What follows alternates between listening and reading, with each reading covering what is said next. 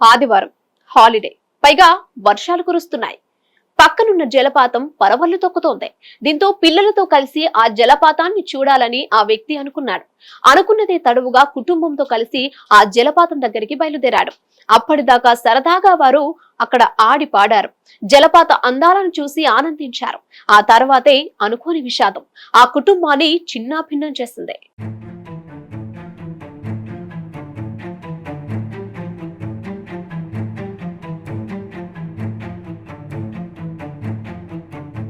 మహారాష్ట్రలో ప్రస్తుతం భారీగా వర్షాలు కురుస్తున్నాయి. వరద నీరు భారీగా వస్తుండటంతో లోనావాలా ప్రాంతంలోని డ్యాం పూర్తిగా నిండిపోయింది. డ్యాం లోకి వరద నీరు భారీగా వస్తోంది. పక్కనున్న జలపాతాల నుంచి నీరు విపరీతమైన వేగంతో డ్యాం లోకి ప్రవేశిస్తోంది.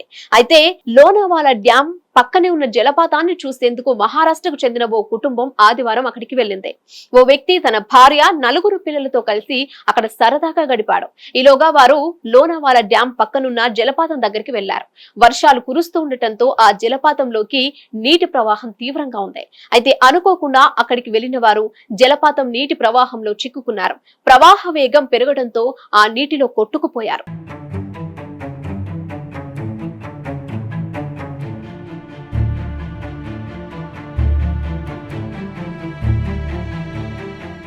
వరద ప్రవాహంలో 3 బాలికలు, ఓ మహిళ, మరో బాలుడు కొట్టుకుపోయారు. సమాచారం అందుకున్న పోలీసులు గాలింపు చర్యలు చేపట్టగా మహిళ, 2 బాలికల మృతదేహాలు లభ్యమయ్యాయి.